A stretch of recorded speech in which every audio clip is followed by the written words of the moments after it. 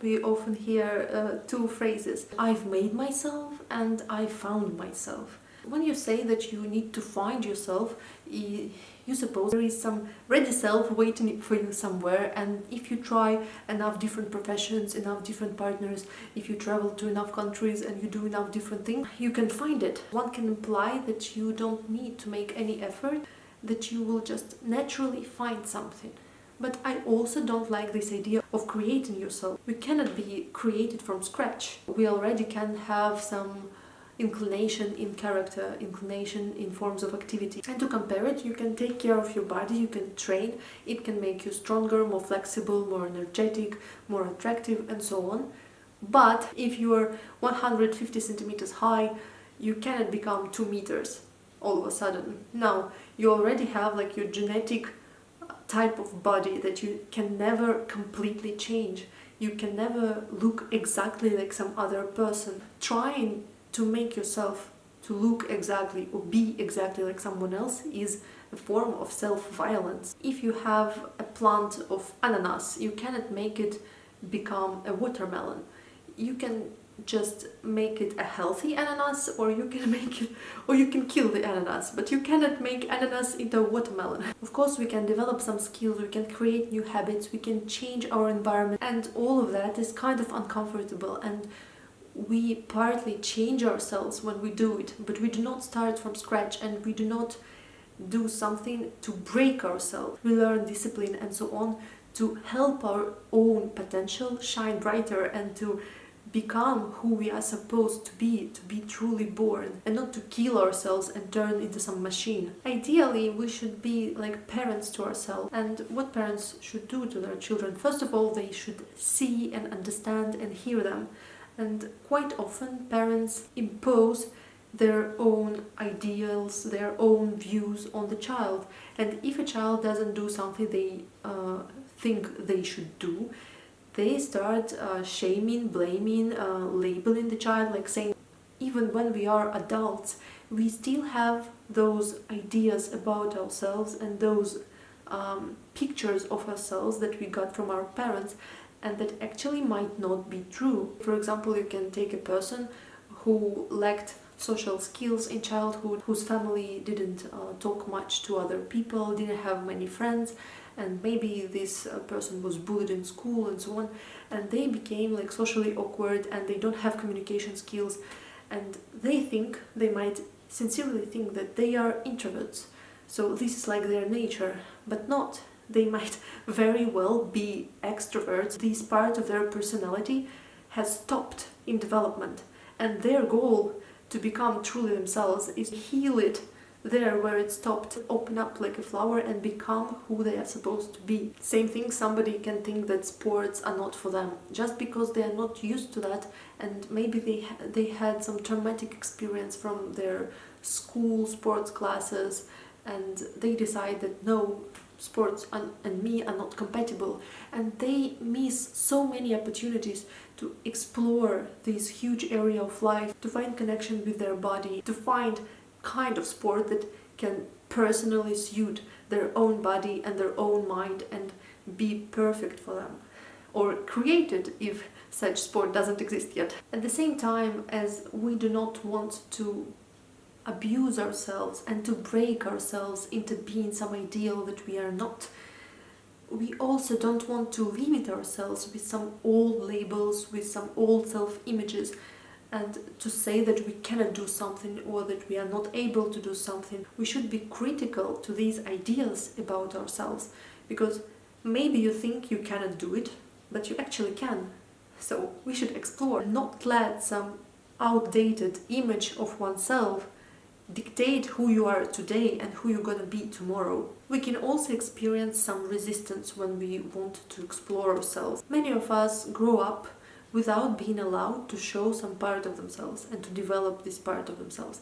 Like, for example, girls are often not allowed to show anger. Boys might grow up not being allowed to express emotions. When we did something in childhood that our parents didn't like, they might shame us and blame us, and we learned that there is something wrong with us, that somewhere deep inside we are bad, and we seek to control ourselves and punish ourselves and impose some ideals on ourselves, because deep inside we think that who we naturally are is ugly and bad, and that if we let it go free, it will destroy us and people around us. Many people grew up without even knowing what they are like. They might only see the image of themselves that was comfortable for their parent to be around, and they avoid getting back in contact with themselves, because it's like you live in a house and you have some scary dark room. When in childhood you open the door,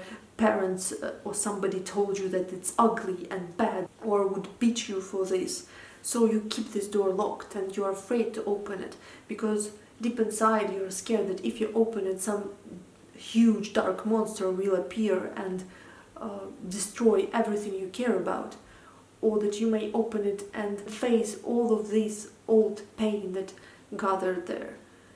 But as long as you keep it closed, you don't really have to your child self to how curious and smart and energetic you can be. Because children, until they are broken, they are very curious about the outside world. They want to explore it, they want to do things. They don't have fears, insecurities like what if I cannot do it, what if that, what if that.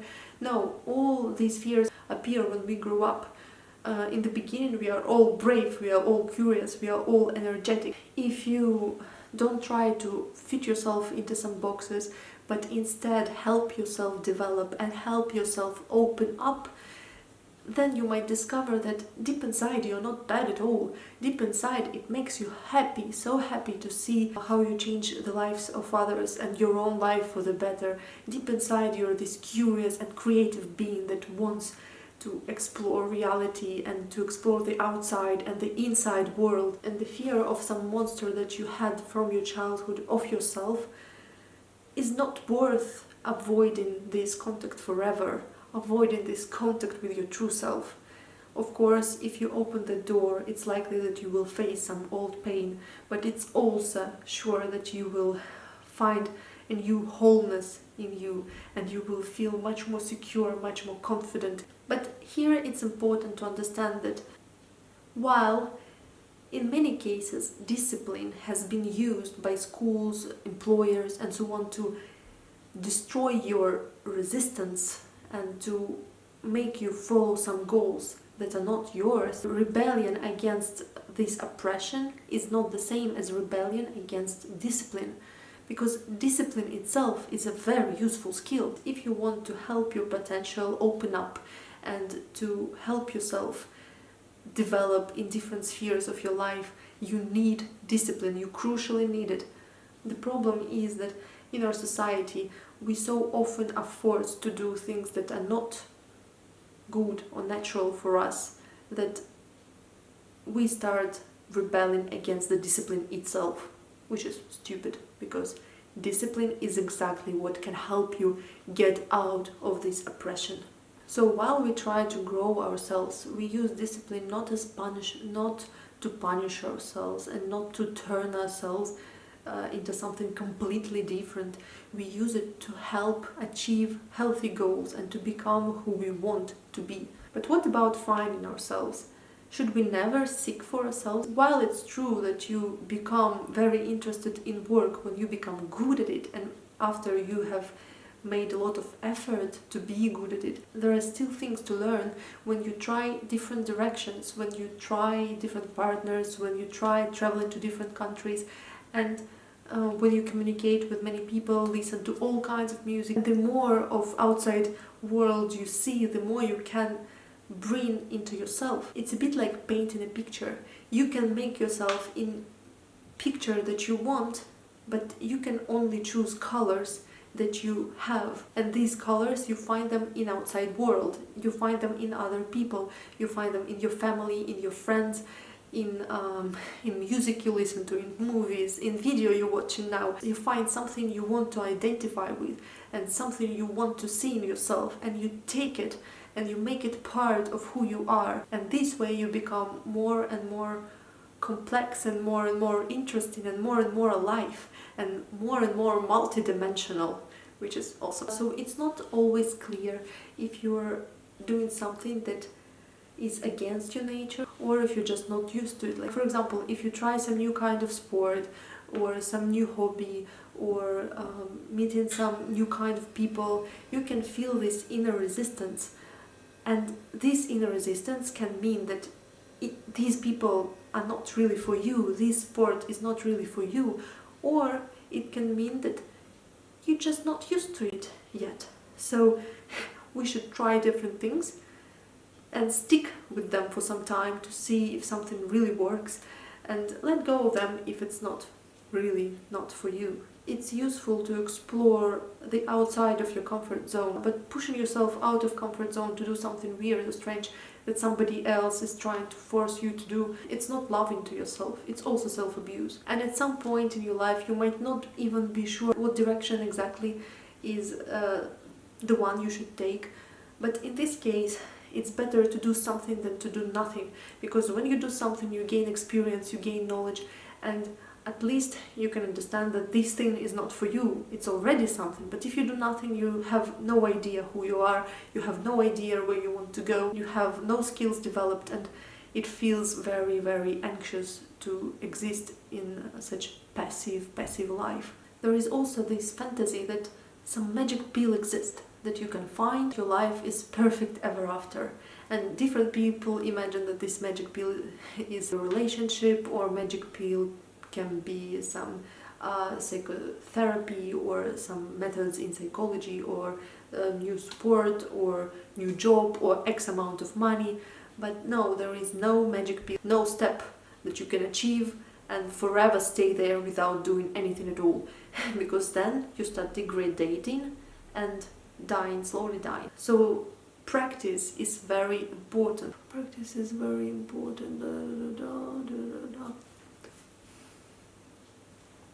And the same thing, you never find some perfect self and stay the same forever. Being alive means being born again and dying again and again and again. Every time some new part of you appears, some new knowledge appears, every time you become something else, someone new, a part of your old self goes away, a part of your old self must die in a way. And even if in this part of yourself you were not happy, still having a part of yourself dying is sort of mourning process.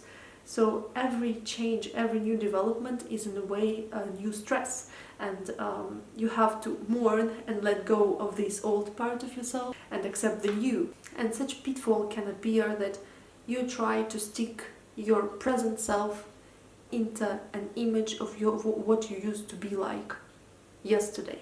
But your present self is not the same person, and your future self is not the same person, and your yesterday self should not dictate your present and your future. Sometimes we need to adjust and accept that we are becoming stronger and better. Sometimes we have to adjust and accept that we are getting older, and that we cannot do something that we used to be doing. But just the fact that our life got a bit more complicated, or that we don't have as much energy as we used to, doesn't mean that this life is not worth living. We constantly are being born and we constantly die, and this is the way of life. In that way you can be flexible and you can be adaptable to the flow of that life. And there is no magic pill where we can rest forever. We always have to practice who we think we are. But after all, one thing that is truly tragic is when we die without having been born, truly born in the first place. When we die without having understood ourselves, explored ourselves, created ourselves, chasing some fake goals and avoiding to explore who you really are. So our goal is not to just be born once, but be born again and again and again, and to embrace this change and to accept it. So I wish you luck in your process of finding yourself and creating yourself, and most of all, helping yourself open up and to become who you really are. Thanks for attention and subscribe. Bye bye.